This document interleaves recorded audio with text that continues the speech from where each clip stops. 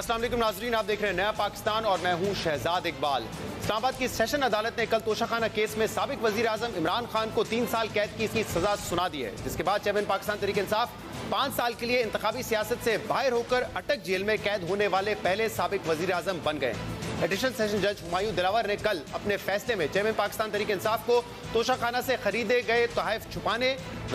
गलत डिक्लेरेशन देने और तहफ को दूसरों को मुंतकिल करने और बेचने से मुतालिक तफसीलात जाहिर न करने पर सजा सुनाई है। यानी सेशन अदालत ने अपने फैसले में चेयरमैन पाकिस्तान तहरीक इंसाफ को इस बात पर सजा नहीं सुनाई कि उन्होंने तोशाखाना से अरबों रुपए के तहफ इंतहाई कम कीमत पर खरीदे और दूसरों को बेच दिए। ना ही सजा इस बात पर सुनाई गई है कि चेयरमैन पाकिस्तान तहरीक इंसाफ ने जो तहफ खरीदे उनकी अदायगी चेक या पे ऑर्डर के बजाय कैश में की, और ना ही सजा तहफ पहले बेचने और फिर तोशाखाना में रकम जमा करवाने पे दी गई, बल्कि उन्हें सजा असासे छुपाने, गलत डिक्लेरेशन देने और तहफ की मुंतकिली की तफसीलात ना देने पर सुनाई गई है। अहम बात यह कि जहां एक तरफ इस फैसले में चेयरमैन पाकिस्तान तहरीक इंसाफ को बददियानत और झूठा करार दिया गया है, वहीं पाकिस्तान तहरीक इंसाफ का ये इल्जाम है कि इस केस में उन्हें फेयर ट्रायल का हक नहीं दिया गया। लेकिन दूसरी तरफ इस फैसले में इलेक्शन कमीशन में जमा कराए गए फॉर्म बी में डिक्लेरेशन का जो मयार तय किया गया है, उस पर सवाल उठ रहा है कि क्या कोई अरकान पार्लियामेंट इस मयार पर पूरा उतर भी सकता है या नहीं, क्योंकि जज हुमायूं दिलावर ने अपने तफसीली फैसले में अरकान पार्लियामेंट के लिए यह बेंचमार्क सेट कर दिया है कि अरकान पार्लियामेंट पर यह लाजिम है कि उन्होंने तोशाखाना से जो तहफ लिए, जो तहफ दूसरों को मुंतकिल किए या फरोख्त किए, उसकी मुकम्मल तफसीलात फॉर्म बी में देना जरूरी है। इसलिए तोशाखाना केस का यह फैसला कई अरकान पार्लियामेंट के सियासी मुस्तकबिल का फैसला कर सकता है, और अगर आने वाले दिनों में दूसरों को भी इसी मयार पर जांचा गया तो मजीद सजाएं और नाअहलियां सामने आ सकती हैं। अब ये बात तो दुरुस्त है कि इमरान खान ने गोशवारों में असासे छुपाए और बाद में उनकी कानूनी टीम केस मेरिट पर लड़ने के बजाय ताखिरी हरबे आजमाती रही और चेयरमैन पाकिस्तान तहरीक इंसाफ वजीर आजम रहते हुए और ओहदे से फारिग होने के बाद भी सवालों से भागने की कोशिश करते रहे। मगर सवाल यह है कि जिस सख्त मेयार पर उन्हें सजा दी गई, क्या दीगर अरकान पार्लियामेंट पर भी यही मेयार लागू होगा, और अगर ऐसा होता है तो क्या वो ये टेस्ट पास कर सकेंगे या नहीं। कल हमने अपने प्रोग्राम में नून लीग के रहनुमा अता तारर से ये सवाल किया, तो देखें इसका उन्होंने क्या जवाब दिया। ये लिस्ट आप लोगों की हुकूमत के टाइम पे जारी हो चुकी है कि तोशाखाना में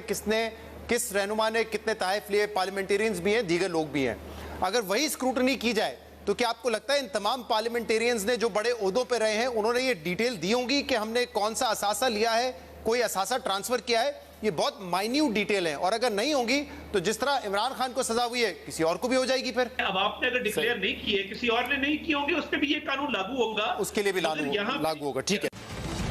अता तारर कह रहे थे कि अगर किसी और ने भी मिस डिक्लेरेशन की है या मुकम्मल तफसीलात जमा नहीं करवाई तो ये कानून उस पर भी ऐसे ही लागू होगा। मगर हकीकत यह है कि अगर दूसरों पर भी यही पैमाना लागू किया गया तो कई अरकान पार्लियामेंट मुश्किल में पड़ सकते हैं और नाअहल हो सकते हैं। आज इस हवाले से रोजनामा डॉन ने अपने इदारे में लिखा है कि नवाज शरीफ का सियासी सफर तनख्वाह ना लेने पर खत्म किया गया, जबकि इमरान खान का सियासी सफर तोशाखाना के तहफ मुनासिब तरीके से जाहिर ना करने पर खत्म किया जा रहा है, जबकि दोनों केसों में जो सजाएं दी गई वो जुर्म से कहीं ज्यादा सख्त हैं। इदारे के मुताबिक ये बात दुरुस्त है कि इमरान खान ने कवायद पर सख्ती से अमल ना करके गलती की, मगर ये भी हकीकत है कि अगर इस किस्म के सख्त स्क्रूटिनी से मजीद लोगों को गुजारा जाए जिन्होंने सरकारी हैसियत में तहफ लिए, तो उनमें से कुछ ही इस आजमाइश पर पूरा उतर सकेंगे। डॉन ने अपने इदारे में अहम सवाल उठाए हैं, इसलिए नजर डालते हैं कि सेशन अदालत ने अपने फैसले में तोशाखाना तहफ से मुतल्लिक क्या असूल तय किए हैं। इस फैसले में लिखा है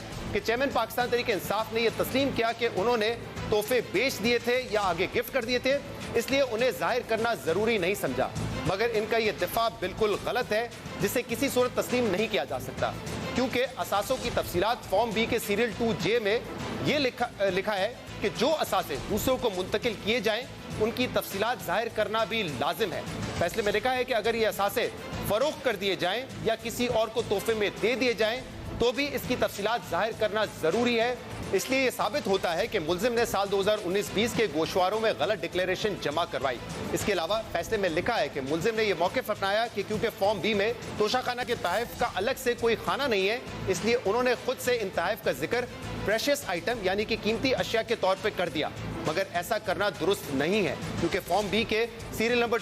2C में बैरून मुल्क से मिलने वाले या बैरून मुल्क से लाए गए असासों की तफसील जाहिर करना जरूरी है। और तोशाखाना से मिलने वाले तहफ़ इसी के तहत यानी कि 2C के अंडर आते हैं। इसलिए ये मुल्जिम ही बेहतर जानता है कि उसने असासों की तफसीलात जाहिर करने के बजाय इन असासों की नौयत, कीमत और तफसील से छेड़छाड़ करने की कोशिश क्यों की। अब ये बड़ा अहम मामला है क्योंकि इस जजमेंट में ये कहा गया है कि जो तहफ़ आपको बैरून मुल्क से मिलते हैं यानी जिसमें तोशाखाना के तहफ़ भी आते हैं, उनको सेक्शन 2C में डालना, फॉर्म बी के 2C में डालना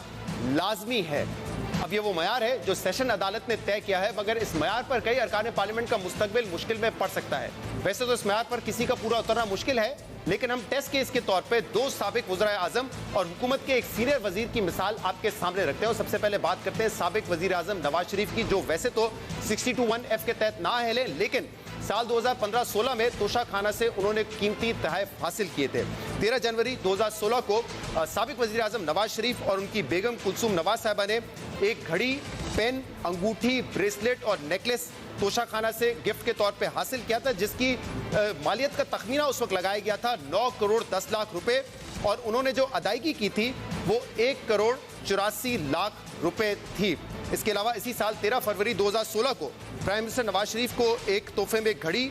पेन, गोल्ड रिंग और कफलिंग्स दिए गए जो कि गोल्ड और डायमंड के थे, और उसकी जो मालियत का तखमीना लगाया गया था वो 1 करोड़ 60 लाख रुपए था, और जो इसकी अदायगी की गई थी नवाज शरीफ साहब की तरफ से वो 32 लाख रुपए थे, यानी कि तकरीबन 20% जो है वो इसकी अदायगी की गई थी। अब ये अहम तहफ़ हैं, इसके अलावा भी बहुत सारे तोहफे हैं लेकिन उनकी मालियत कम है। हमने जो बड़े तहफ़ हैं वो सामने रखे आपके साल 2015-16 में। लेकिन अब अगर आप नवाज शरीफ साहब के फॉर्म बी पर नजर डालते हैं जो उन्होंने इलेक्शन कमीशन ऑफ पाकिस्तान में जमा करवाए थे, और ये असासे 30 जून 2016 तक के हैं, तो इसमें कहीं पर भी आपको इन तहफ़ की डिटेल नहीं नजर आएगी। किसी सेक्शन में भी उन्होंने इन तहफ़ को डिक्लेयर नहीं किया है जो उन्होंने हासिल किए और उस साल उनकी बेगम ने हासिल किए। इसमें सबसे अहम सेक्शन 2C है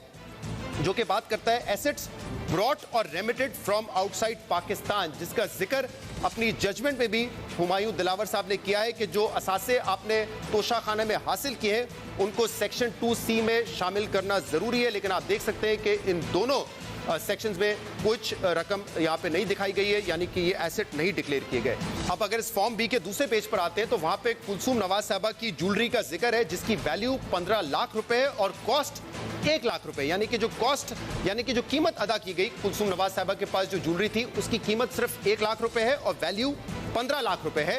जबकि अगर आप दोबारा तोशाखाना के तहफ़ में जाएंगे तो जो 13 जनवरी 2016 को तहफ़ खरीदे गए थे उसमें कुलसूम नवाज साहिबा ने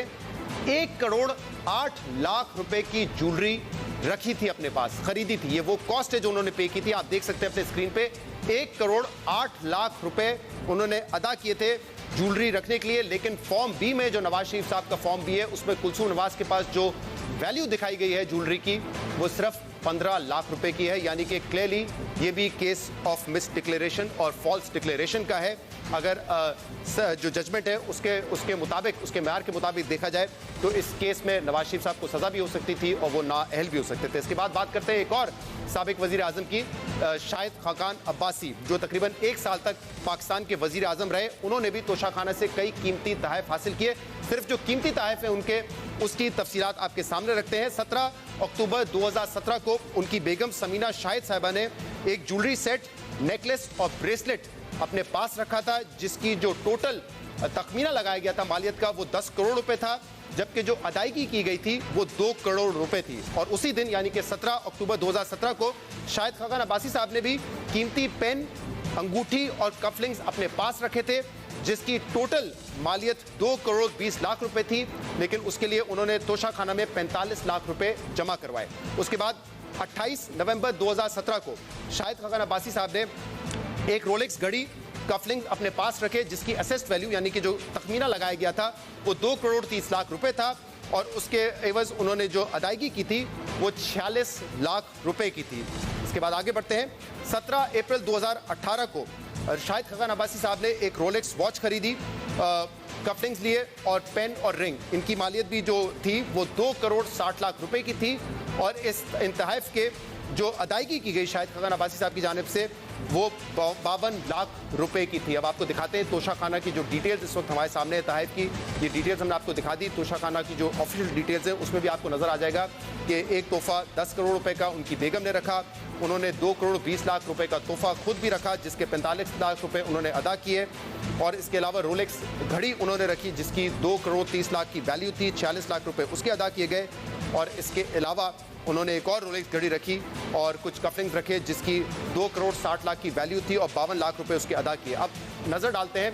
शाहिद खकान अब्बासी साहब के फॉर्म बी पे जो उन्होंने जमा करवाया है 30 जून 2018 तक, और इसमें ये तमाम तहफ़ होने चाहिए थे जो जजमेंट कल आई है हुमायूं दिलावर की उसके मुताबिक, लेकिन आप देख सकते हैं कि इस पूरे फॉर्म बी में इन तहफ़ का कहीं जिक्र नहीं है। सबसे अहम नुकता दोबारा आपको 2C दिखाते हैं जिसमें वो तहफ़ जो कि बाहर से पाकिस्तान आए हैं और तोशा खाना के तहफ़ होने चाहिए थे हुमायूं दिलावर की जजमेंट के मुताबिक, लेकिन शाहिद खकान अब्बासी साहब ने यहाँ पे कोई एंट्री शो नहीं की है। इसके अलावा एक और सेक्शन इस फॉर्म बी का है 2J, और उस हवाले से भी ये लिखा गया है जजमेंट में कि कोई एसेट अगर आप ट्रांसफ़र करते हैं किसी और को तो उसकी एंट्री भी होनी चाहिए, लेकिन आप 2J में भी देख सकते हैं कि शाहिद खकान अब्बासी साहब ने इसको खाली छोड़ा हुआ है, जबकि शाहिद खकान अब्बासी का केस इस मामले में बिल्कुल इमरान खान जैसा है। शाहिद खकान अब्बासी साहब ये तस्लीम कर चुके हैं कि जो तहफ़ उनको मिले थे वो उन्होंने आगे बेच दिए थे। आपको दिखाते हैं कि एक इंटरव्यू में शाहिद खकान अब्बासी साहब ने क्या कहा था। मुल्क का कानून रहा है कि तोहफा आपको मिला है,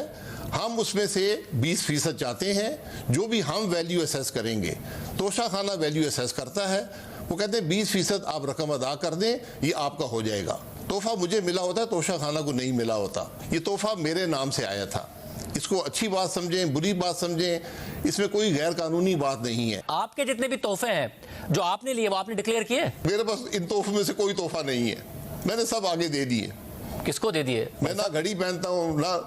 जी। आपने भी बेच दिए? नहीं, बेच नहीं दिए, मैंने दे दिए। मैंने जो भी कुछ अजीजों को दे दिए, कुछ दोस्तों को दे दिए जो ये चीजें पहनते हैं। मेरे पास कोई चीज आज इनमें से नहीं है। मगर आपने कोई भी एक तोहफा ऐसा नहीं है कि जो आपने बेचा हो जिसकी वजह से आपको असासों में डिक्लेयर करना पड़ता, क्योंकि इमरान खान साहब पर दूसरा इल्जाम आप लोगों का ये है कि बेचने नहीं होते, इन्होंने बेच दिए। नहीं, देखें, बेच आप सकते हैं, ये आपकी मलकियत है, लेकिन अगर आप पहले बेच दें और बाद में उसको हासिल करें तो खराबी यहाँ से पैदा होती है। अब ये बड़ा अहम मामला है क्योंकि साबिक वज़ीर आज़म और आज भी MNA है शाहिद खकान अब्बासी साहब, जब उनसे पूछा शाहजेब खानजादा साहब ने कि क्या तोशा खाना के तहफ़ जो आपने लिए वो आपने डिक्लेयर किए हैं, तो अब्बासी साहब का जवाब था वो तोहफे मेरे पास नहीं है, मैंने आगे गिफ्ट कर दिए। अब जो जजमेंट कल आई है हुमायूं दिलावर साहब की वो ये वाजे करती है कि अगर आपने तोहफा लिया हो और तोहफा किसी को बेच भी दिया हो तब भी वो डिक्लेयर करना ज़रूरी है, अदरवाइज वो मिस डिक्लेरेशन और झूठी डिक्लेरेशन के ज़ुमरे में आएगा। और आपको जो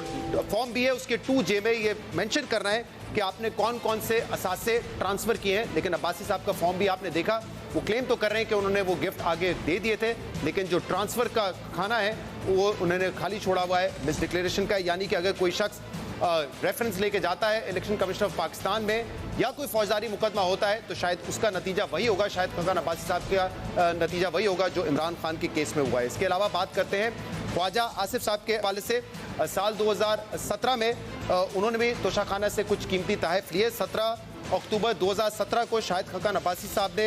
एक घड़ी, कफलिंग्स और कीमती रिंग ख्वाजा आसिफ साहब ने हासिल की थी और उसकी जो टोटल असेस्ड वैल्यू थी वो 1 करोड़ 17 लाख रुपए थी, और जो अदायगी की थी ख्वाजा आसिफ साहब ने वो 23 लाख रुपए की थी। अब ये उन्होंने तोहफा हासिल किया, लेकिन जो फॉर्म भी जमा करवाया इलेक्शन कमिश्नर ऑफ पाकिस्तान में जहां पर ये उनको मेंशन करना चाहिए था, लेकिन आप देखें उनके फॉर्म बी में ये तमाम तफसीलात मौजूद नहीं है, उन्होंने कहीं पे भी ये तोहफे जाहिर नहीं किए। और जो 2C है एसेट ब्रॉट और रेमिटेड फ्रॉम आउटसाइड पाकिस्तान, यानी कि कोई तोहफा बाहर से लेकर आए, जो कि हुमायूं दिलावर साहब ने कहा है कि कोई भी तोहफा तोशा खाना का बाहर से आता है तो वो मेंशन करना ज़रूरी है। ख्वाजा आसिफ साहब ने वो शो नहीं किया है। यहाँ जो रकम शो की गई है तकरीबन 11 मिलियन की, 11.5 मिलियन की, ये वो रकम है जो उन्होंने कंसल्टेंसी से हासिल की है, लेकिन जो तोहफा हासिल किया तोशा खाना का उसको 2C में नहीं शो किया है। तो अगर इस फॉर्म बी को भी कल की जजमेंट के म्यार पर देखा जाए तो पूरा नहीं उतरती, यानी कि ख्वाजा आसिफ साहब भी के खिलाफ भी अगर कोई रेफरेंस जाता है या फौजदारी का मुकदमा होता है तो शायद उनके केस का नतीजा भी वही होगा जो कल साबिक वजीर आजम इमरान खान के केस का नतीजा हुआ है। लेकिन अब अहम सवाल है कि जो म्यार सेट किया गया है और जो स्क्रूटनी इमरान खान के असासों की गई है, उनके फॉर्म बी की गई है, क्या वो दूसरों के पे ऊपर भी अप्लाई होगी, क्या उनके केसेस को भी देखा जाएगा? तो गालिबन इसका जवाब नहीं है, क्योंकि आपको याद होगा जब पनामा केस सामने आया था तो उस वक्त 450 लोगों का नाम आया था, लेकिन हदफ क्योंकि उस वक्त नवाज शरीफ थे, सिर्फ उनका केस देखा गया, बाकी लोगों का केस नहीं देखा गया। तो ये मुमकिन है कि इस वक्त इमरान खान तो कन्विक्ट भी हो गए हैं, सजा भी हो गई है, नाअहल भी हो गए 5 साल के लिए तोशाखाना केस में, क्योंकि फॉर्म बी पे उन्होंने डिटेल्स नहीं जाहिर की थी। लेकिन ये ऐन मुमकिन है कि जो दूसरे पार्लियामेंटेरियंस हैं शायद उनकी स्क्रूटनी इस तरीके से ना की जाए, क्योंकि इस वक्त हदफ वो नहीं है, हदफ इमरान खान है। हमने शो में आने के लिए शाहिद फरकान अब्बासी साहब को दीगर रहनुमाओं को दावत दी थी कि वो आकर इस पर बात करें, लेकिन उन्होंने कोई जवाब नहीं दिया। अब्बासी साहब अलबत्ता बता रहे थे कि वो बिजी हैं, इस्लामाबाद में मौजूद नहीं है।